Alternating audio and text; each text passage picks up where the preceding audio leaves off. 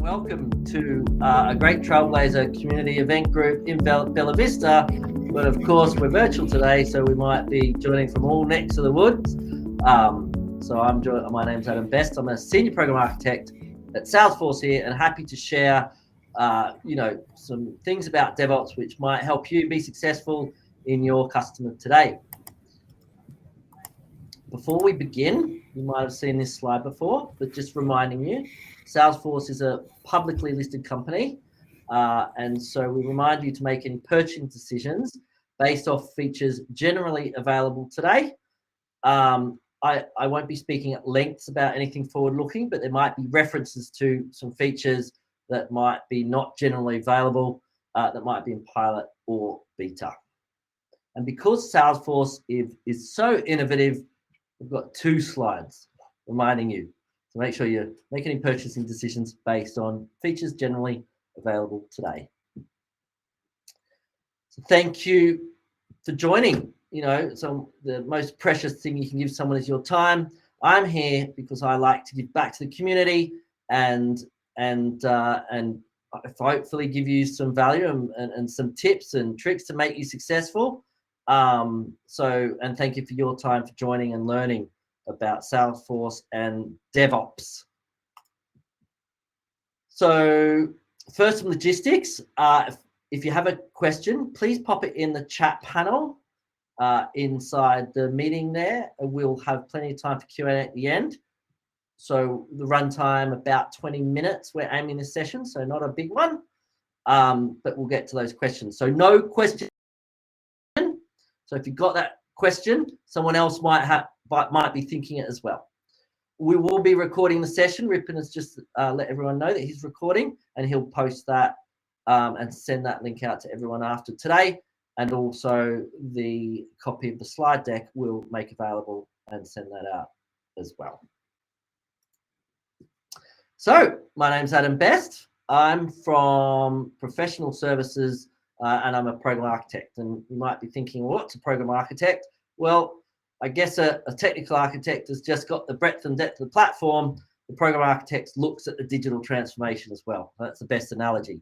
So I'm in a customer just like yourself, making them successful, whether you're like Ripon, who works directly for customer, or if you're working for an SI or a consultancy firm on a customer engagement. We're all there innovating on the platform and building and helping get those features out, whether that be a small, large, or BAU or little features.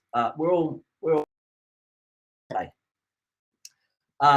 So I have about 20 years experience in tech, about 13 of those in the Salesforce industry. And I'm also an evangelist of DevOps. That's what we're here today about.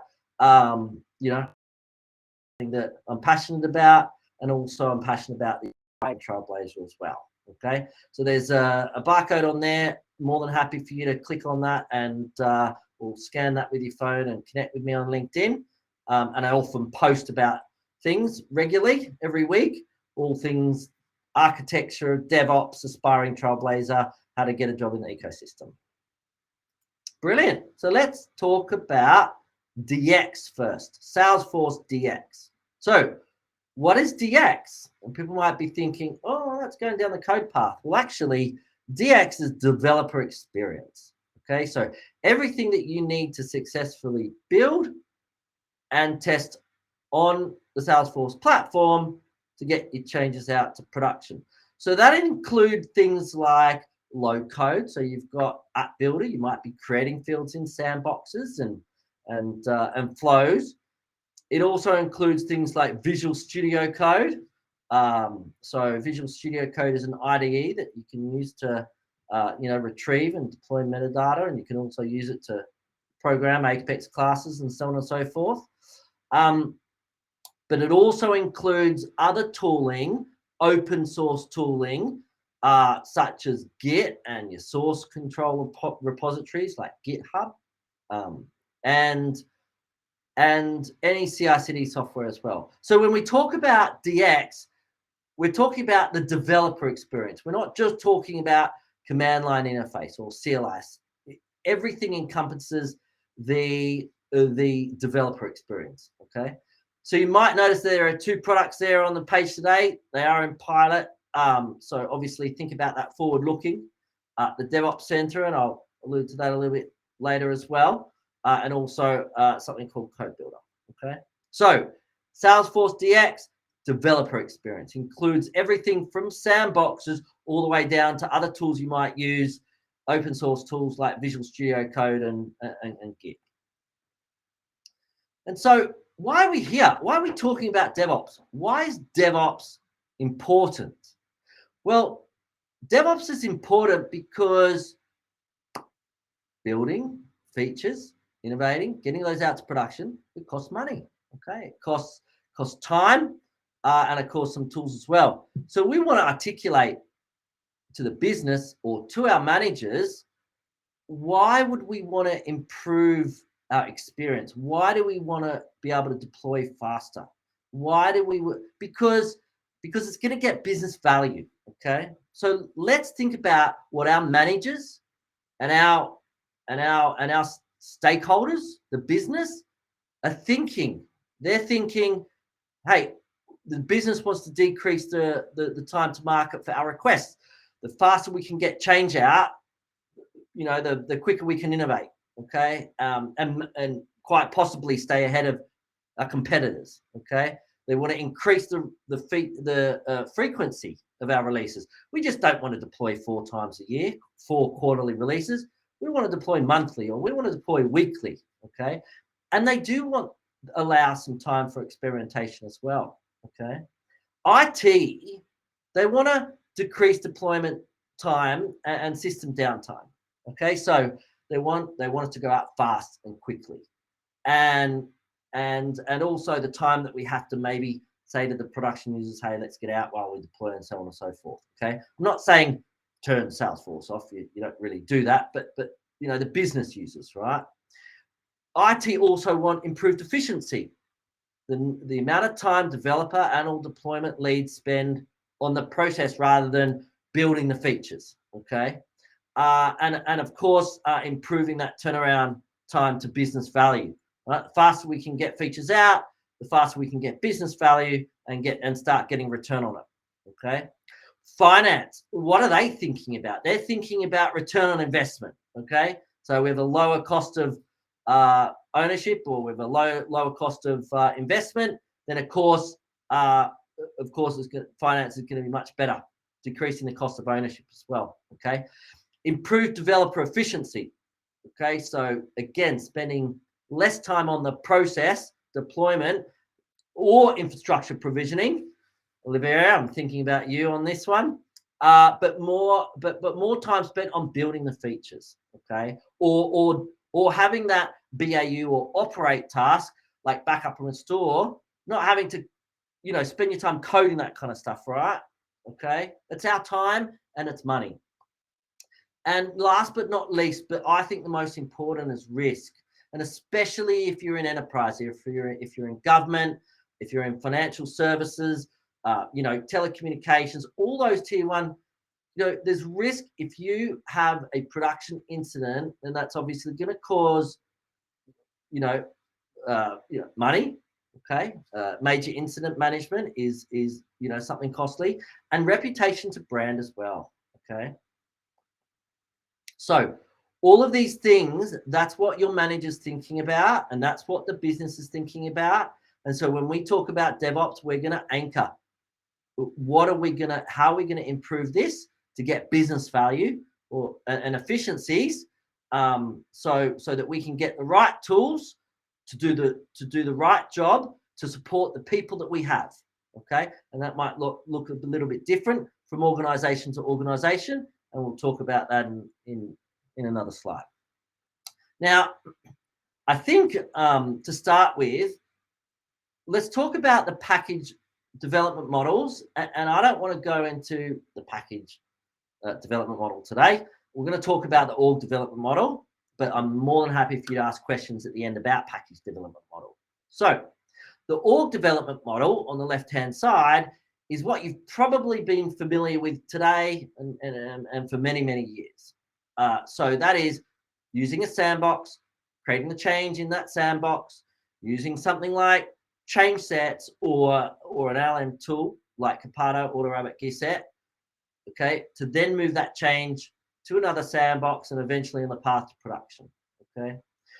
The package development model, and you might think, oh, well, that what's a scratch tool got to do with that? Well, the package development model is breaking down that one package, that happy soup, into different packages, and you do that using something called a scratch org, and then you would deploy multiple packages or install or update multiple packages instead of it just being in one kind of one package per se. Okay, so there's no right or wrong answer on what package development model you should use, but the reasons using the business reasons that I have personally seen using package development model is if you're moving common code across multiple production orgs, because obviously it's just not one org, okay? It's not one big happy soup. You want to move it across multiple production orgs. So if you want to digitally sign your code going out, packages, I've seen package development model being used for that, and a few edge case reasons, okay? But today I want to talk about org development model because that's the basics and that's where we want to start. So what does that mean? So like I alluded to a few moments ago, we've got what's called a sandbox, okay? So if you're working in a customer today, you'll know that you'll have something called sandboxes, which is a replication of your production org when you create one. So you create a sandbox and then you create some features on that. You might add some fields, you might add some validation rules, you might add some workflows, workflows end of life soon. So let's talk about flows. You might add some flows, and also the coding things like Apex classes and LWCs, okay?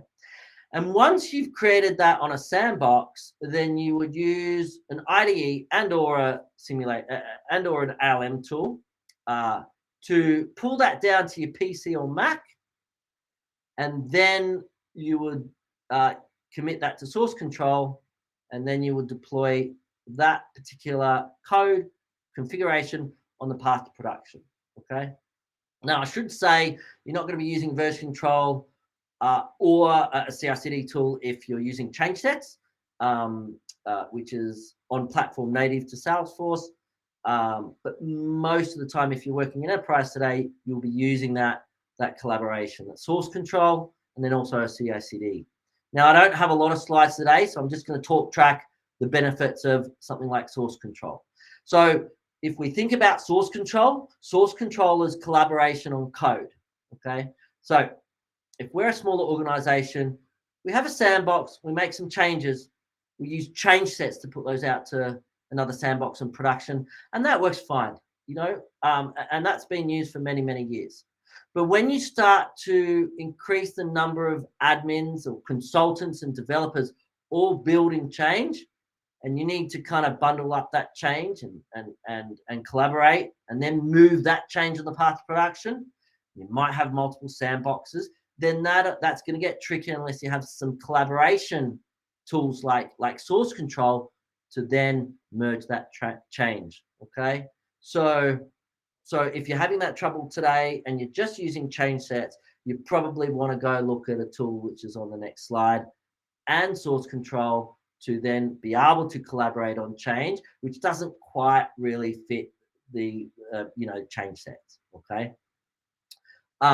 So let's talk about these tools that most people would think about when we're talking about deployments, okay? And we're talking about DevOps, okay? So the DevOps and release management tooling options, if you're thinking about out of the box, you're building on Salesforce out of the box, and then you go down like a code route, like LWCs and Apex classes. Well, let's think about our tooling and our DevOps the same way. So, if you're admins, you're creating a few fields, that's out of the box, okay? And flows, it's low code, but it's considered out of the box as well. Then then that you don't really need to be a developer to understand those things. Okay, so same way for tools. If you don't have a developer and you don't know bash scripting and software engineering, then you're more likely going to want a tool. And a nice step up from change sets is something like GearSet, Capado, and AutoRabbit, and deployments is Click. Okay, so our ISVs have worked with the CLI under the hood, and they're doing all the necessary things to make that deployment happen. The other beautiful thing about our ISVs is that those particular products also work as IDEs as well. Okay, and so Visual Studio Code is an IDE. So you do something in a sandbox, and then the particular tool like Capado, GearSet, and AutoRabbit will get those changes and do that migration. Okay, and under the hood, though, they're using source control. You just don't quite know it. Okay, but that's a really good first step. And there's other benefits of those tools they've already baked into their particular. It's not just about deployments. They've already baked in their particular tool, static code analysis. So running static code analysis and invoking, your automated testing and other things. So they're all doing the heavy lifting for you. So you can, again, get time to value by not having to invest in your own pipeline and not having to have the skills in the team for bash scripting and CLI. But if you're a bank or if you're a software engineering and you've got developers and you're inclined that way, I'm not saying banks can't use these tools on the left-hand side from our AppExchange products. But if you've got more a software engineering team there and you've got your center of excellence and so on and so forth, you might get down one of the enterprise tools already used in your organization today, such as your Azure DevOps or your Bitbucket pipeline, BuildKite, Jenkins, Atlassian's Bamboo. So all those kind of tools that are used in other technologies today, you can use those with the Salesforce CLI and create your own pipeline, and then obviously migrate your changes, whether it's your configuration or code, from sandbox to source control, and then obviously source control to another sandbox and onto production there. Okay, so you might be thinking, I haven't really worked in enterprise. I've only got one sandbox and I'm putting that out to production just by using a change set, and that's okay. Change sets are great, but I would recommend you put a test sandbox in between that, because you really want to test that deployment, that built version of your changes before going to production.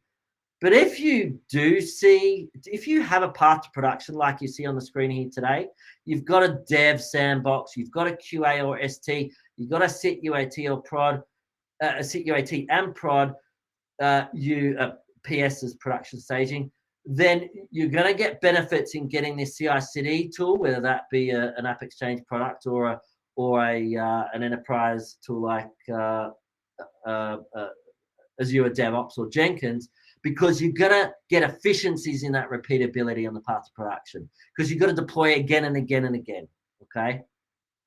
So we do have, I want to mention, obviously, Salesforce's other product that is in beta is called DevOps Center. I'm not going to share too much today about that, but if you have a look at Trailblazer DX, there was a session from our evangelist team on the latest changes to that. That's an on-platform, tool that would go on this slide once it comes out GA. Okay. And also, if you go to the AppExchange, you click that solutions there when you get this deck, or you head over to the AppExchange and you search for deploy. There are more tools on the AppExchange. I just don't have enough room on this slide like Flossom. My best advice is have a look at the AppExchange, have a look at these particular tools, get a demo from the particular ISVs. Just a question, do we have anyone from Capado or AutoRabbit here today? in chat if you want to put in chat. Hi, Adam. I'm Alex from. There we go, Maritinia. Brilliant.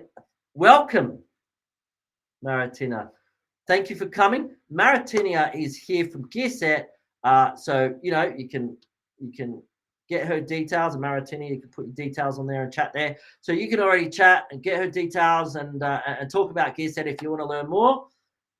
And maybe we don't have anyone else from Capado. That's fine. But thank you for coming, and thank you for your brilliant tool for the Salesforce ecosystem. All right. So we've talked a lot about deployments and DevOps predominantly. You know, if you're thinking about a crawl, walk, run, we definitely want to look at our how we give our developers or deployment leads more time in the day to spend on building the features rather than deploying. Okay. But on your screen right now, there are many tools on the left-hand side, the developer space.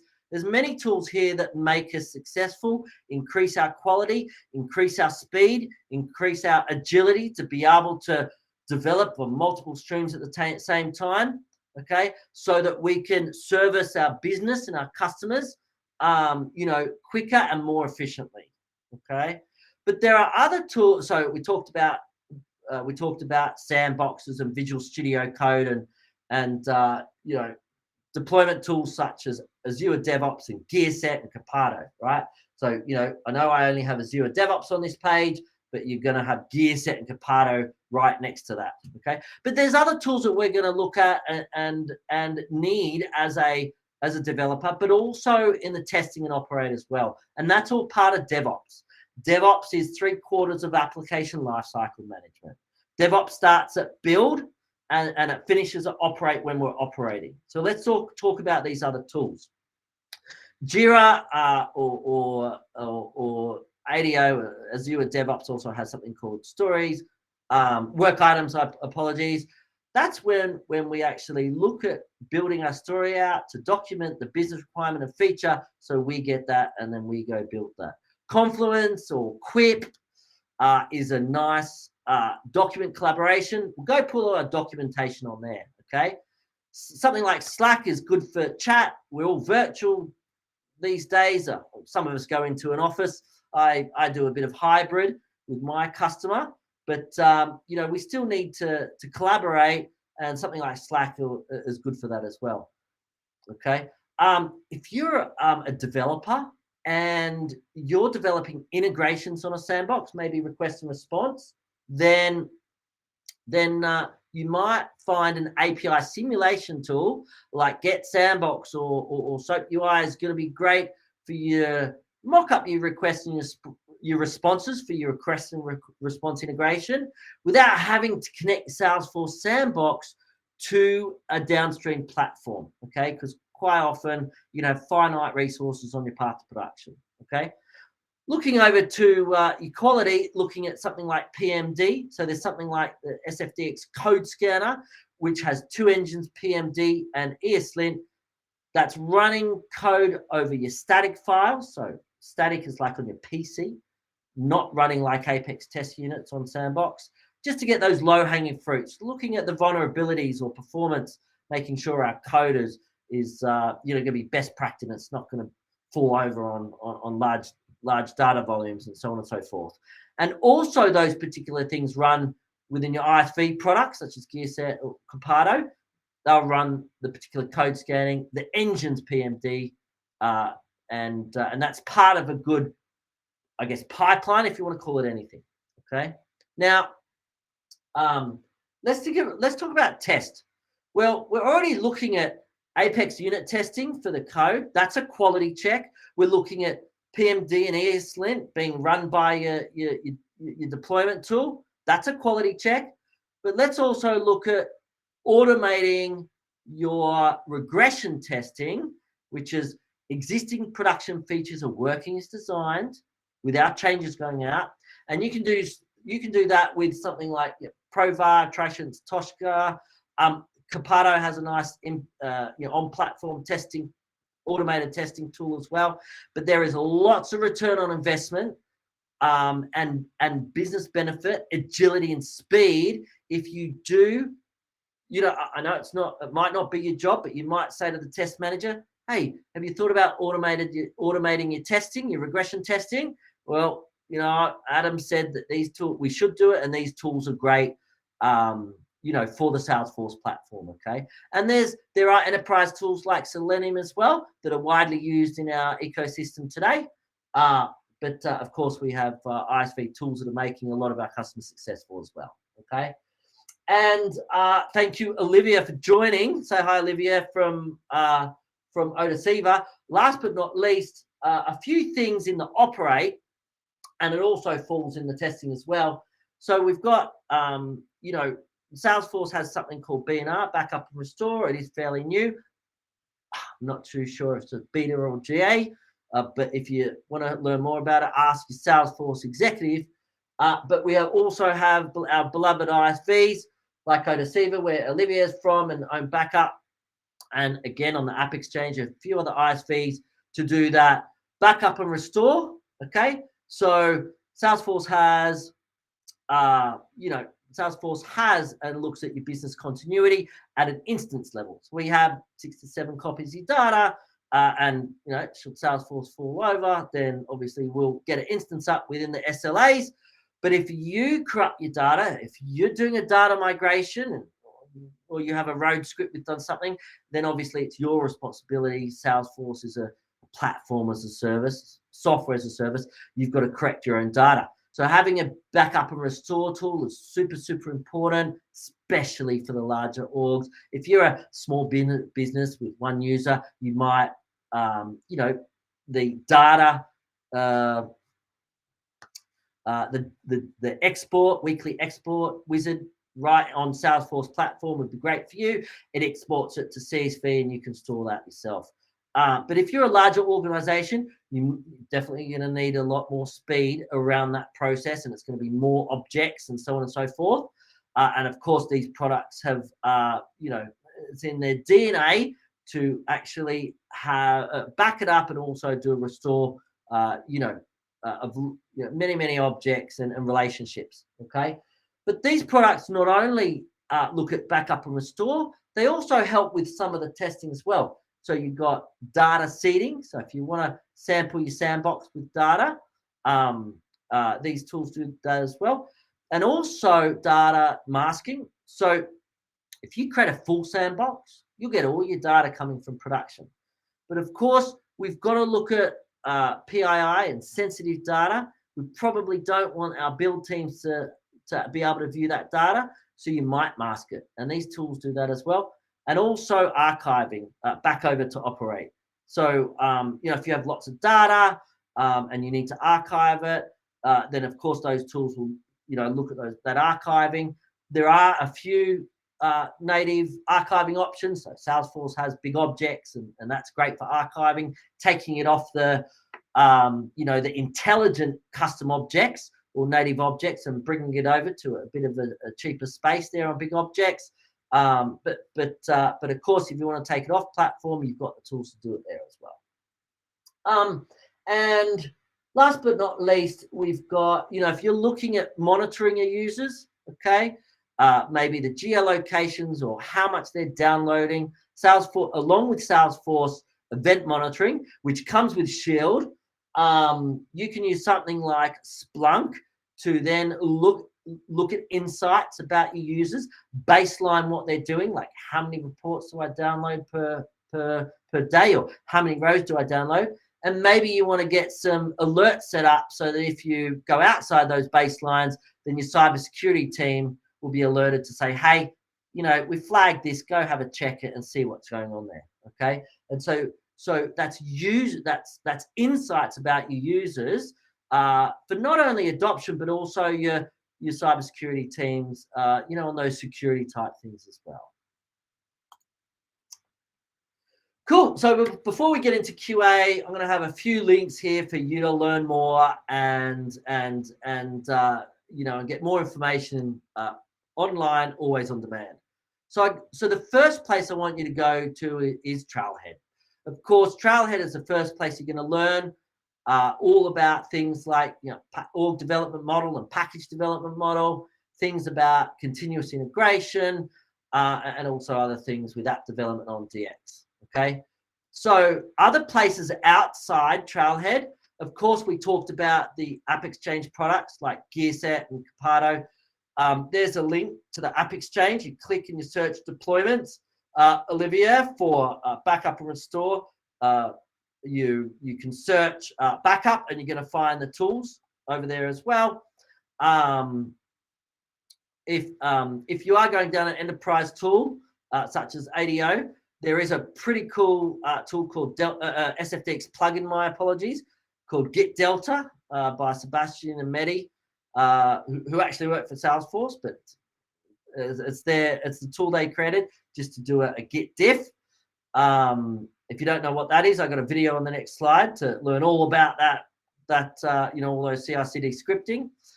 Of course, the command line interface. So if you are deploying yourself using commands and bash, then of course there's the CLI there. Across to our architect.salesforce.com website, which is a pretty cool website. We do have a lot of material on governance, and we do have an article on there, Architect's Guide to Migrating Changes, which is essentially what we're doing, for deployments. So head over to there, and there's lots more resources on architect.salesforce.com about release management, about governance. Okay, so release cadences and all those other good things about process, which is really important because tools support process and process support people. Okay. A few more videos that I've done. So World Tour, there's a few videos there on the left-hand side. If you go to my LinkedIn, you'll find more videos. And for those of you who are programmers, who are developers, who are like, I want to create my own bash script to deploy using SFDX CLI, that's great. There's another presentation similar to this, but it's a longer one, and that explains all about the CLI and scripting. And I'm not going to go into each link on this particular slide too much, but you've got your Trailhead. Don't forget your communities as well. So I'm going to call out that if you are using something like GearSet or Capado, they've got vibrant communities around the processes and their products as well. So for GearSet, we have got DevOpsLaunchpad.com, which is an awesome site. And for Capado, they've got their community and similar to AutoRabbit as well. Okay. There's a few Salesforce Live videos.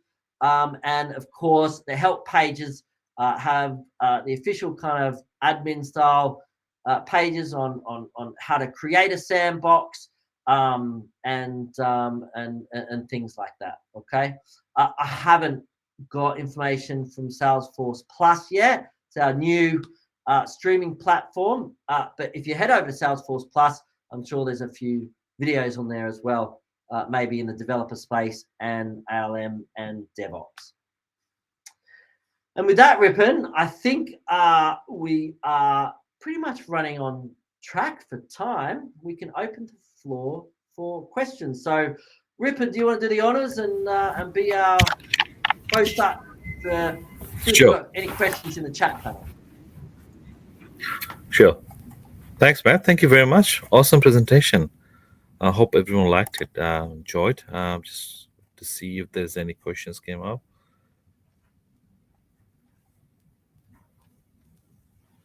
Okay. Do you have a link to slides Look from? like Yeah. Yes, Shakti. yeah, Harshit is asking about something VS Code and wanted to know about Jenkins. Mm-hmm. Okay, maybe yeah, someone who have the experience with this topic, maybe we can get the person to present the session. Do we have a link to the slides? I could see, yeah, maybe Mm. the slides from Adam, and then published Yep. in the Yep. in the Yeah, you'll Trailblazer get a community PDF group. version of this after today. So Rippon's going to send a link to the video recording and also the slide deck after today, in the thank you email. Yeah, sure. Thank you. And Oliver shared some recorded link. Maybe Yeah. you guys can And play yeah, with that I think the from question from today's Oliver demo. is I think the questions from Oliver is what are the key challenges you see from a people's side to a DevOps success? Mm-hmm. To Yeah. DevOps success. Look, that's a Yeah. good question. Yeah, that's a good Wow. question. Yeah. Olivia, thanks for your question.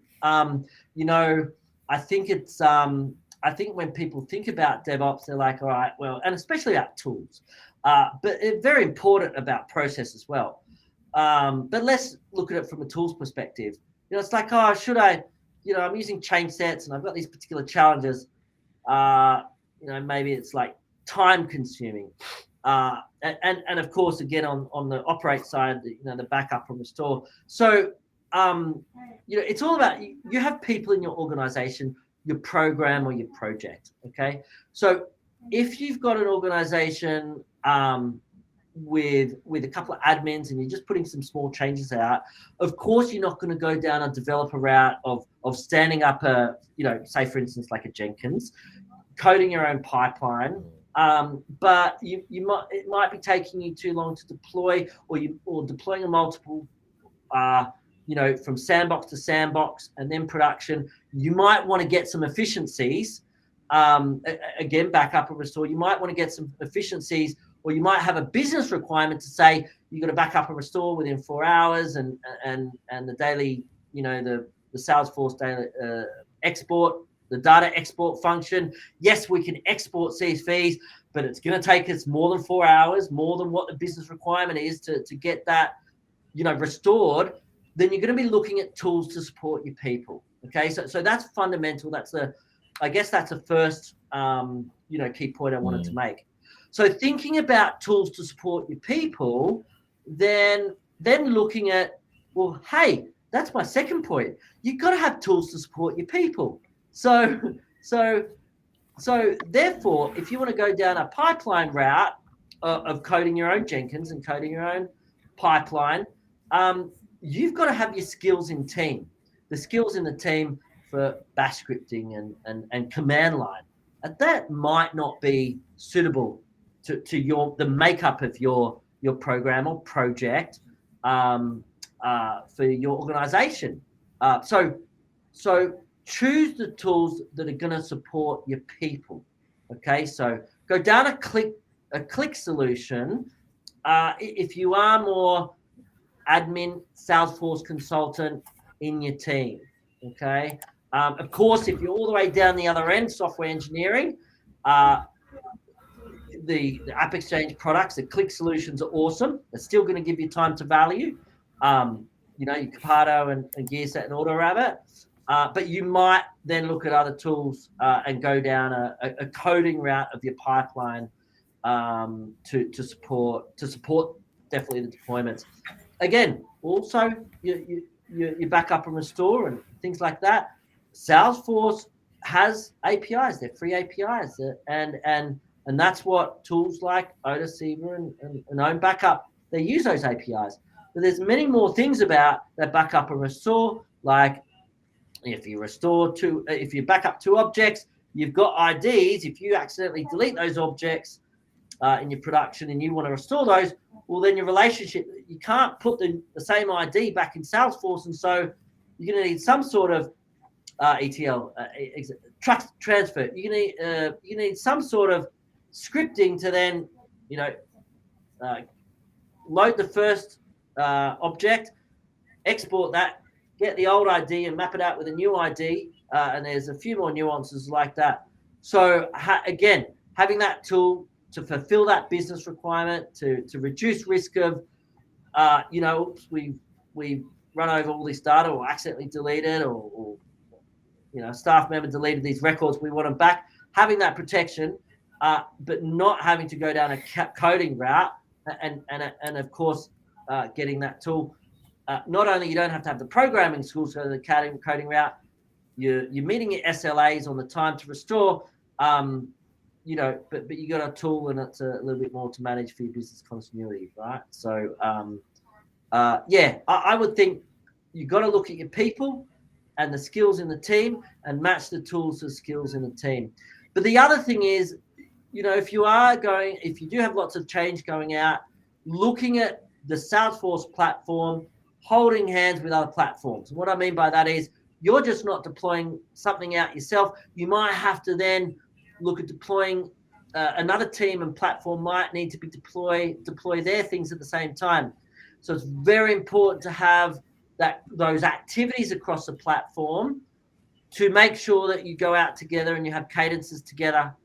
Now, smaller organizations, you might not have the dedicated release manager, but there should be that person who wears that hat to say, all right, well, here's our release run sheet, and here are our environments that we've got, integrated environments that all platforms support, and so on and so forth, similar to have like a training person. Okay, so in larger organizations, you'll have a dedicated release manager, environment manager, a dedicated training person. If you're a smaller organization, you're just 2 or 3 people and you're doing all that, well, you're going to wear all those hats. Okay, but the activities are still the same. Okay, I hope that answered your question. I think so. Thanks, Adam. I've got the next one. Thanks, Olivia. Thanks, Adam. I've got the next one from Nidhi. She actually asked, can we integrate the Ops Genie API for alerts to configure with Azure DevOps? Nidhi, thanks very much for your question. I actually tell you what, I'm not a genie. I don't know what an Ops Genie API is. So I'm going to have to divert that one. But I'll tell you what, if you connect with me on LinkedIn, you go to LinkedIn, search for Adam Best, click connect. More than happy to have a private message with you about that, see if I can't find any material for you. And of course, after today, I'm more than happy to, you know, answer any questions today, tomorrow, or in 3 months' time or 6 months' time. A great way to connect with me is on LinkedIn. I'm a LinkedIn person. I do have a Twitter, but I'm not on there as much as I am on LinkedIn, but more than happy for you to private message me on LinkedIn and ask that question as well. But unfortunately, today you stumped me. You got me. I don't know what Ops Genie is. No problem. Thanks, Adam. I think Nidhi is okay. She's thanks. We've got next one from Van. I think he said our company is an ISV partner. We built a 1GP Apex Change app, and we are facing many challenges. Do we have any best practice about DevOps for Apex Change development? Sorry, my question is quite specific to our company use case. So, yeah, a company. Okay. I'm going to replay it in my head. Our company is ISV partner. We build a first generation package. That's what 1GP is. First generation package. My apologies. We're facing many challenges. Okay, so it's gonna be hard to answer that based on I'm not too sure what your top challenges are. I actually used to work for an ISV many moons ago, so I do understand the complexities of I guess building a managed package and then having that then install. Okay, so install into SourceOrgs. Look, happy for you to connect with me on LinkedIn and reach out and say hi in a private message, and we might discuss over that private message the particular challenges you'll have and how you might be able to solve them. Okay, so thanks, Adam. I think next one from Ankit. He said, I think it's he. I believe so. Any thoughts on Jest for custom LWC testing for automation? Any thoughts on JEST for custom LWC you guys testing are killing for automation? me. Another area where I'm not an expert. So I do know.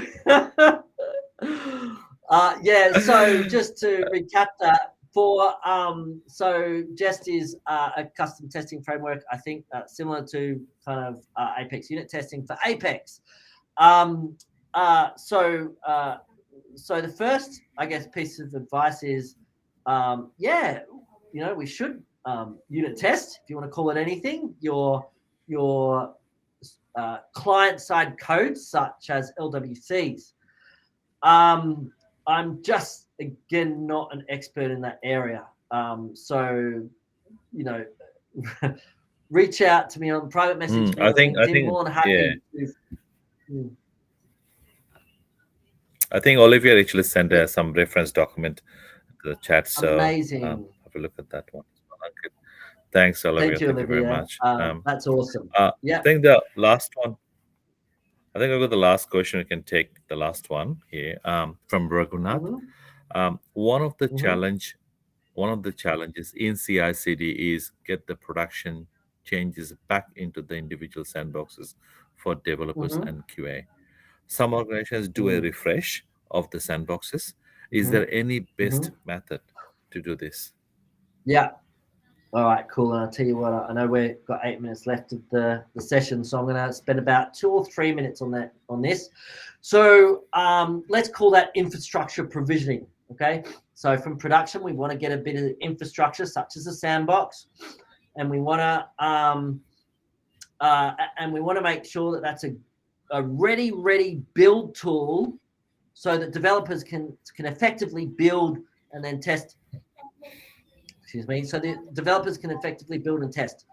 You're right. One way is to just refresh a sandbox. So you refresh a sandbox, that's going to give you everything that's in production, the metadata. It does have a little bit of data like custom setting, but it's not going to have any of your accounts and leads and so on and so forth. Okay. And you know what? Think about that. That's a great awesome infrastructure provisioning, a sandbox with all your stuff in it. Now, if you're that's most of the time, by the way, on your data. If you're refreshing a full sandbox, so if you have a full sandbox, if you've got enterprise or unlimited version of Sales or Service Cloud, you'll have a full sandbox in that. Sometimes customer has full sandbox as well. 100% of your data comes as well. So the most important point I want to make on a full sandbox with all your data coming out is you've got to mask that data. Okay, so Salesforce has a product called Data Mask. If you've got a product like ODeceiver or OwnBackup, that'll have a masking that has masking capabilities as well. But essentially, you want to get all your PII data so that it's not visible. And what I mean by PII is personally identifying information. And it's really important in regulated industries like financial services, government, that we don't actually have, first names, last names, and email addresses and mobile phone numbers, some sensitive information, especially health information as well, visible to a build team and so on and so forth. So you want to mask it. Okay. Now, one of our specific to your question, one of your challenges in CI/CD is getting the production changes back. So let's start with the click tools. So if we've got something like GearSet or AutoRabbit or Capado, think about migrating changes from production to a sandbox. Okay, so as soon as you get something out to production, you should fill all your sandboxes with those changes, because that's what's called baseline code. Okay, so you should always be building your feature on the latest baseline code. So definitely migrate those changes using your ALM or deployment tool as soon as it's from production. And so in a, you've got CI/CD and version control in an Azure DevOps or Jenkins or version control scenario, you would have a script, what's called a prod sync, and that's literally just to pull changes from production that's different to your main branch down to your CI/CD tool or your PC, commit that to main, and then you'd merge those changes to your baseline code. Okay. Now, of course, if you have something called change sets, you don't have your CI/CD tool or GearSet Capado, you would just do a change set from production to your sandbox. With GearSet and Capado, you just use those to then move those changes from production over to your relevant branch, which you're then going to use to deploy, or your relevant org. Okay, so I guess fundamentally, yes, you should definitely anything going out to production, you should migrate those changes using the tools that you're already using in your organization. So, refreshing a sandbox is disruptive to teams. So try not to refresh. The refreshing a sandbox, there's 3 reasons why you should probably refresh. Number one, you're refreshing a full sandbox where the data needs to be the same as downstream platforms. You're all gonna refresh together. Okay.